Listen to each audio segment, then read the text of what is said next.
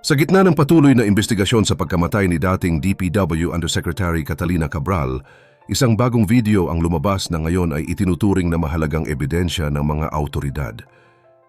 Hindi ito galing sa CCTV ng gusali o sa kuha ng media, kundi mula sa isang dashcam na tahimik lang na nakakuha ng eksena na posibleng magpaliwanag sa mga huling sandali ng kanyang buhay. Ayon sa NBI, ang video na ito ay maaring ang huling pagkakataon na nakita si Yusek Cabral na buhay, at dahil dito ay mas luminaw ang direksyon ng kanilang investigasyon.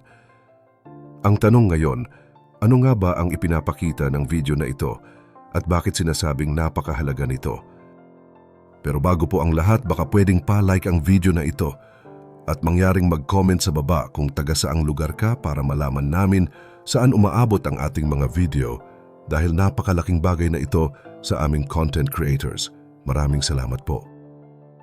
Matatandaan na bago pa man lumabas ang dashcam footage na ito, nanawagan na ang NBI sa publiko na magsumite ng anumang video o larawan na maaaring may koneksyon sa huling galaw ni Yusek Cabral.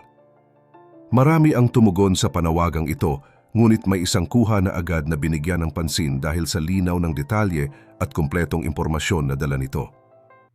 Hindi lang ito basta video na may imahe, kundi may kasamang eksaktong oras, petsa at lokasyon. Sa nasabing footage, makikita si Yusek Cabral na nasa ibabang bahagi ng kalsada sa pagitan ng dalawang konkretong harang. Nakaupo siya at tila wala siyang ginagawa sa mga sandaling iyon. Wala ring makikitang ibang tao sa paligid at mas lalong kapansin-pansin na wala ang kanyang sasakyan sa eksena. Siya lamang ang nandoon at malinaw na mag-isa siya sa oras na iyon. Ayon sa NBI, malaking kaibahan ito kumpara sa mga naunang larawan at videos na lumabas. Sa mga unang kuha, may mga pagkakataong makikitang malapit siya sa sasakyan o tila may galaw pa sa paligid. Ngunit sa bagong dashcam video na ito, malinaw na sa oras na iyon ay wala na siyang kasama. Wala ring ibang sasakyan na makikita, kaya mas naging malinaw ang sitwasyon noong mga sandaling iyon. Sinuri raw ng mga investigador ang video ng mabuti, frame by frame, upang masigurong tama ang kanilang nakikita. Mahalaga rito ang coordinates na kasama sa footage dahil ipinapakita nito ang eksaktong lokasyon at oras kung kailan nakuha ang video. Nang puntahan ng mga ahente ang lugar na lumabas sa dashcam, tumugma ito sa mismong lugar kung saan kalaunan ay natagpuan ang katawan ni Yusek Cabral. Dahil dito, mas naging malinaw sa NBI ang timeline ng mga pangyayari.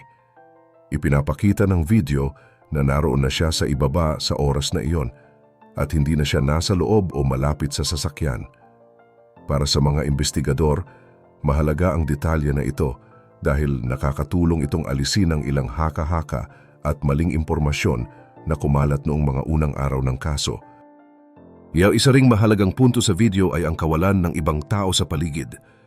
Kung mapapatunayan na mag-isa talaga siya sa mga sandaling iyon, mas magiging malinaw kung ano ang mga posibleng nangyari at kung alin ang mga teoryang hindi natugma sa ebidensya. Hindi pa nito sinasagot ang lahat ng tanong, ngunit nagbibigay ito ng mas malinaw na direksyon kung saan dapat tumuon ang investigasyon. Kasunod ng paglabas ng dashcam video, may isa pang mahalagang detalye na unti-unti ring nililinaw ng mga investigador. Ito ay tungkol naman sa mga sugat na natagpuan sa katawan ni Yusek Cabral at kung paano ito tumutugma sa mga naunang pahayag ng mga opisyal. Ayon sa NBI, ang mga pinsalang nakita sa kanyang katawan ay pareho sa paliwanag na dati nang ibinigay ni SG Remula na nagsasabing ang mga sugat ay akma sa isang taong dumulas pababa mula sa isang mataas na bahagi. Base sa mga larawang kanilang sinuri, makikita na ang posisyon ng katawan ay tila nasa ayos na pababa ang galaw. Hindi ito mukhang basta nahulog ng biglaan. Sa halip, ang pwesto ay nagpapakita na parang may pagdulas na nangyari. Para sa mga investigador, mahalaga ang detalyeng ito dahil nakakatulong itong ipaliwanag kung paano nakuha ang mga sugat na nakita sa katawan.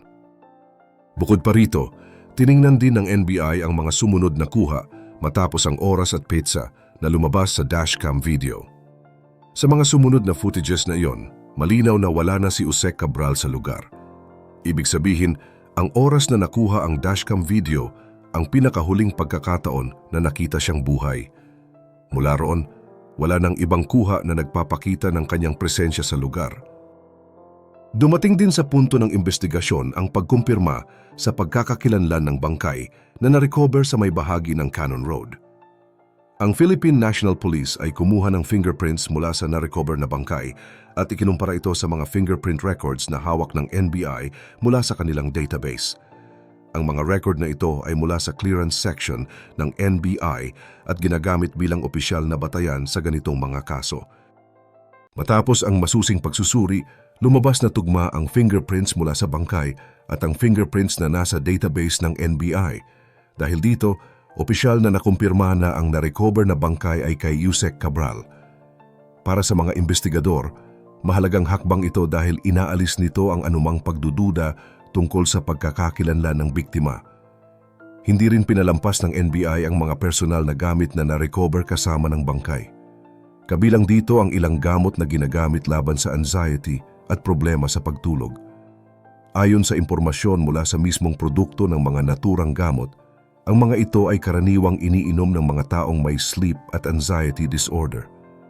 Nakasaad din sa kanilang babala na ang matagal na paggamit ay maaaring magdulot ng mas matinding emosyon, kabilang na ang pag-iisip ng pananakit sa sarili.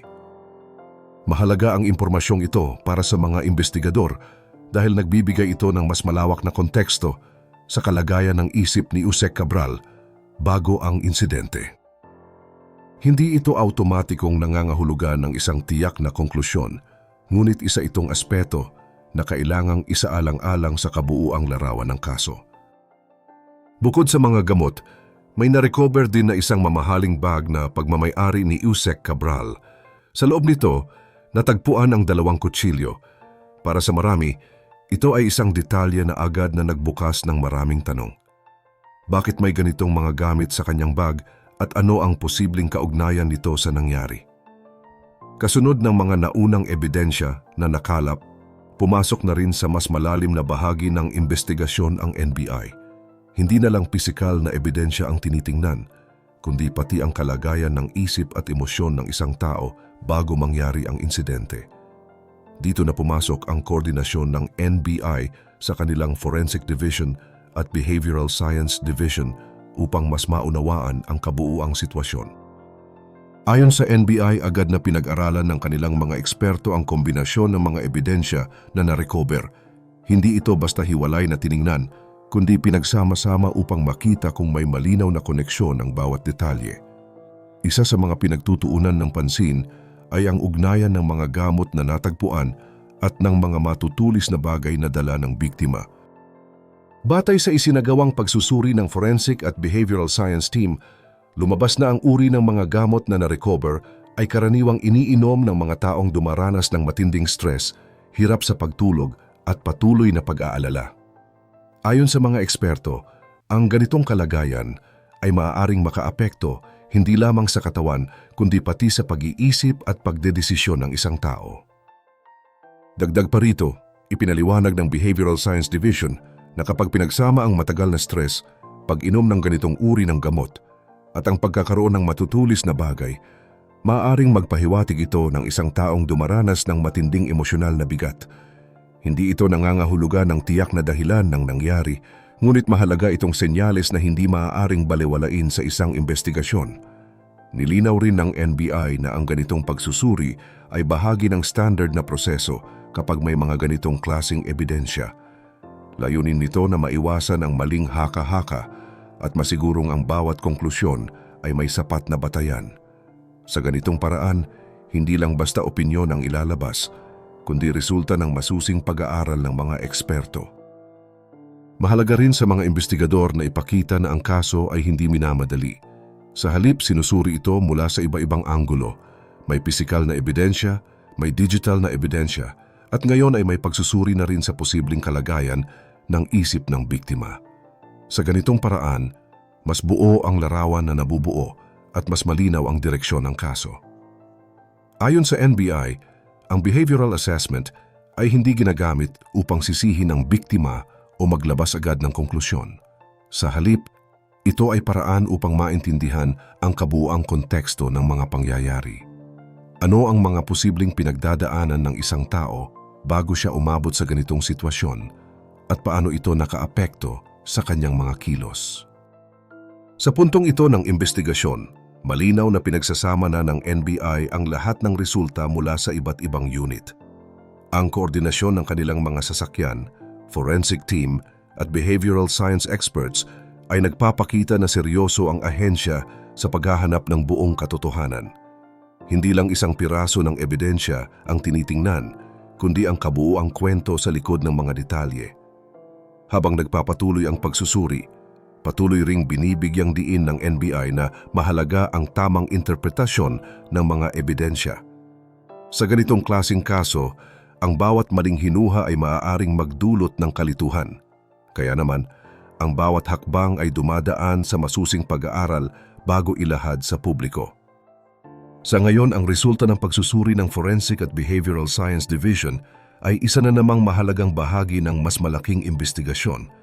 Isa itong hakbang patungo sa mas malinaw na pag-unawa sa mga pangyayaring naganap habang patuloy pa ring hinahanap ang buong katotohanan sa likod ng kaso ni Yusek Cabral. Sa ganitong mga detalye na unti-unti nang lumalabas, sa tingin ninyo ba sapat na ang mga ebidensyang ito para maintindihan ang tunay na nangyari? O may mga tanong pa rin kayong gustong masagot tungkol sa kasong ito? I-share mo naman ang sagot mo sa comments below at huwag kalimutang mag-like at subscribe para sa mas marami pang updates gaya nito.